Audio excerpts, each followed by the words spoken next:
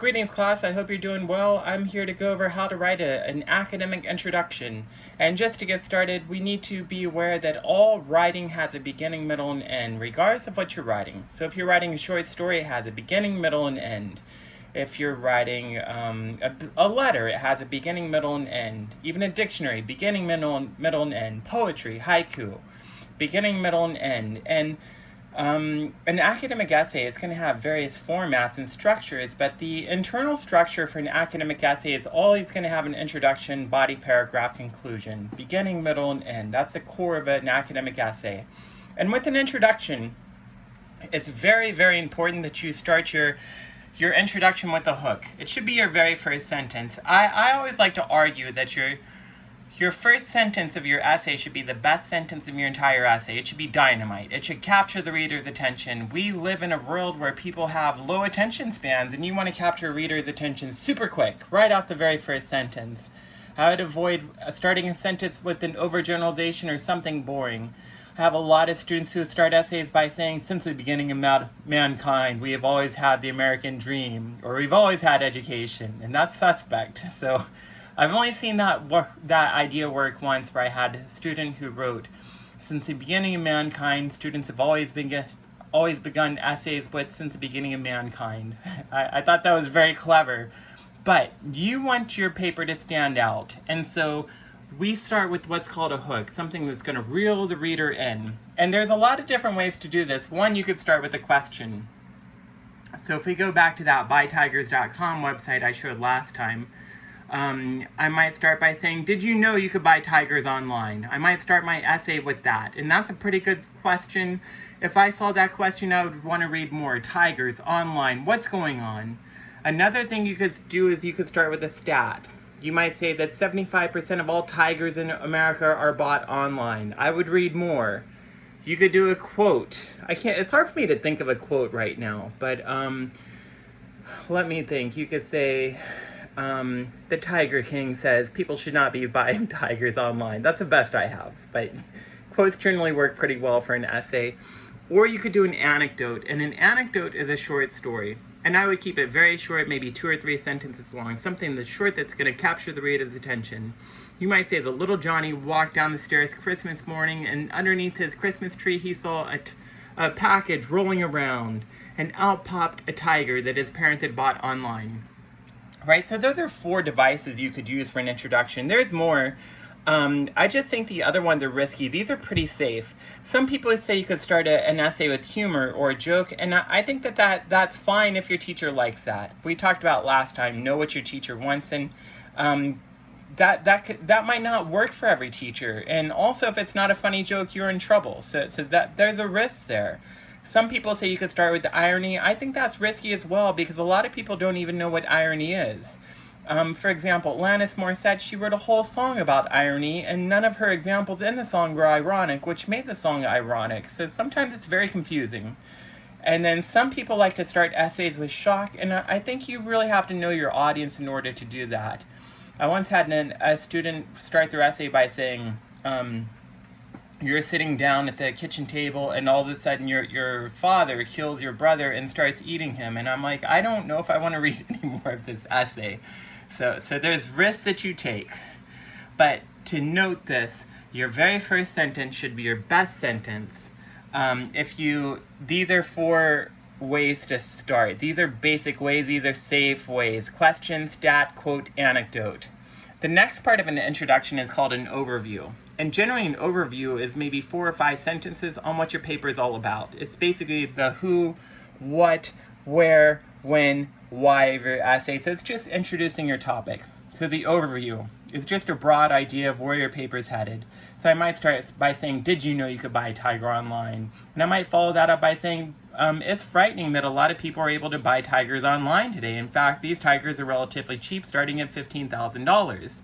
And this could become very problematic for neighborhoods where people can barely take care of their dogs and children, and now you have tigers in the neighborhood. And now, as you hear what I'm doing, I'm getting into my argument, which would probably be people should not be buying tigers online, right? So it's just basically the who, what, when, where, and why of your paper. I'm a very traditional teacher. I like a thesis statement. I like the thesis to be one sentence, the last sentence of your introduction. Now, some teachers like things different. If that's the case, then listen to them, know what they want.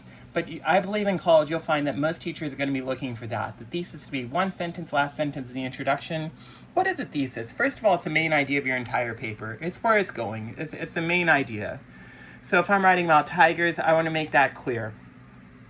And a thesis is of the battery of the paper. Whatever you write in your thesis statement is what your paper is all about. It's where it's headed. So you want to be very clear here. Also, it should be an argument. Now, I have to backtrack a little bit because not every type of paper needs a hook. So, for example, a research paper does not need a hook. But most essays like comparison contrast, argumentative, cause and effect, they will need a hook. And most essays are going to need an argument. The only one that wouldn't would be a research paper where you're not arguing, you're just stating facts. But I would say 90% of the papers you write in college will need a position and an argument. And then lastly, it should be specific. And we've been talking about that with the American Dream. You want to make that as specific as possible. So if I had a thesis that said, tigers are great, that's a very broad idea. What does great mean? Great can mean so many different things. So you want to be very, very clear about what you're talking about. What types of tigers? What makes them great? How much they weigh? How much they eat? I would be very clear in terms of that. And again, just make sure for our essays in this class, we're writing 3.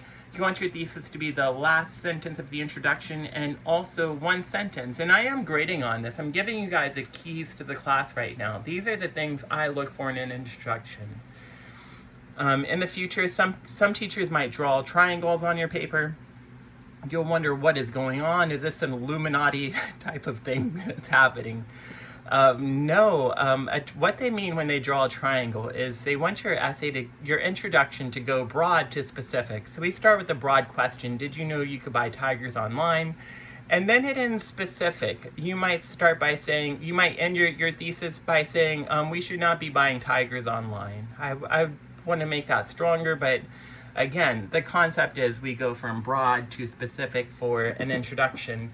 And in my opinion, a great metaphor for an introduction works like this, where imagine you're in a dark room. It's so dark you can't see your hand in front of your face, but you have a flashlight, and you point it down, and you see these big, humongous feet. And you back up a little bit more, and you see this big barrel chest. And then you back up a little bit more, and you realize you are in the room with the monster.